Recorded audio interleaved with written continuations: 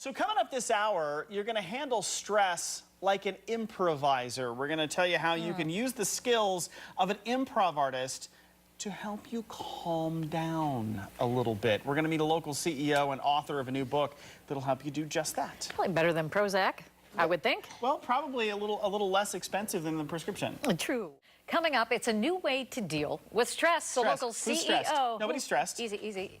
We'll find out how to deal with you in a minute. I guess improv can actually help calm you down. We'll find out what those exercises are in just 2.5 minutes.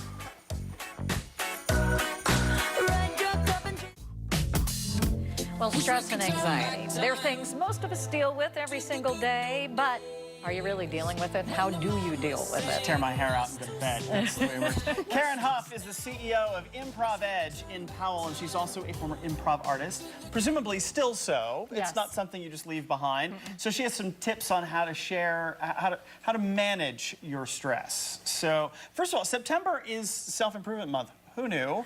So what does that mean? So, you know, it means that you can get better at everything. And as improvisers, we believe that anybody can get better at anything.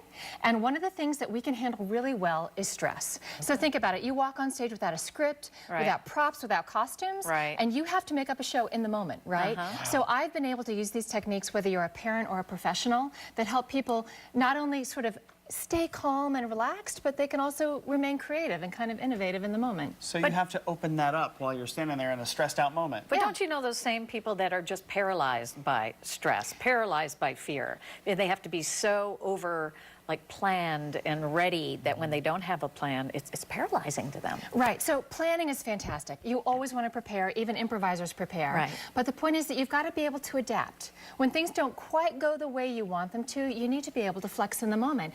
And there's this great little 3-step process that we use. It's called breathe, observe, ask questions. And even people that are paralyzed can use that. Okay, good. Yeah. Well, let's start breathing. Let's start with that. Exactly, exactly. So what happens when we're stressed and when we're upset is that we start to breathe very shallowly. And it cuts off the oxygen to our system, and oxygen is the great leveler.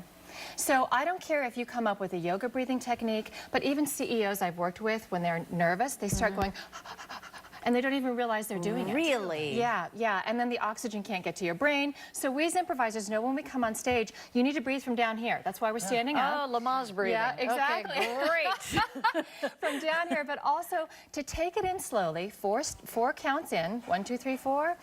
You hold it for 7, and you let it out for 8. Now, when you first practice this, you want to be sitting down because it can make people lightheaded. Oh, good. Okay. Right? So I often do this 4 or 5 times. All right, hold on, Marshall.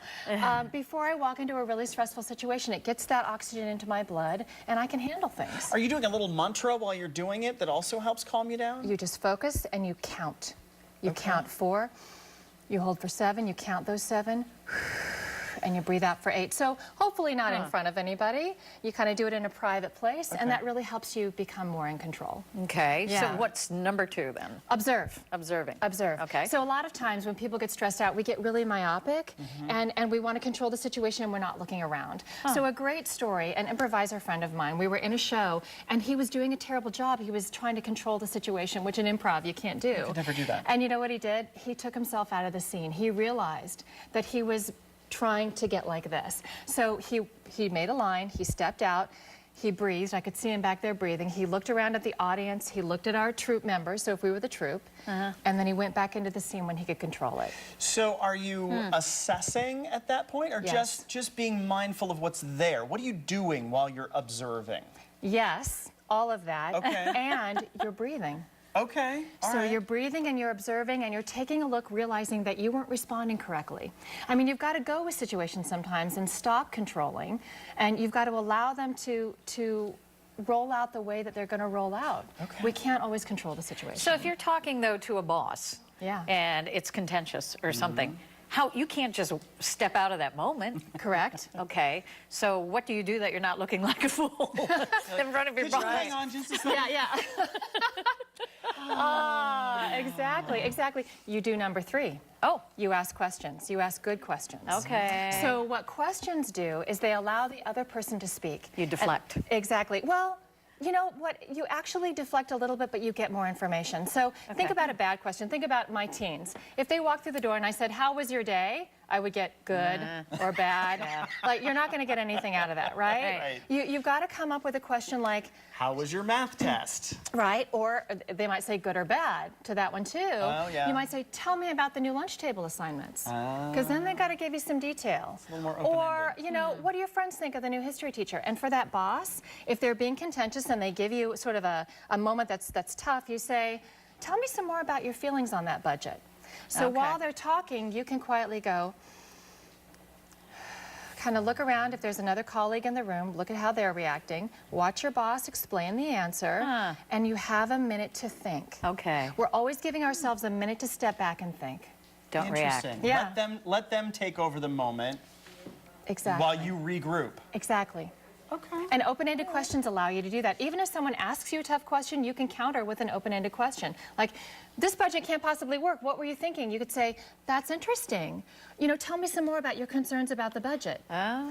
And while you're talking, I can go, How am I going to get out of here? How am I going to get out of here? And then run serpentine fashion to the door. yeah. Well, no fun. So where can we get your book?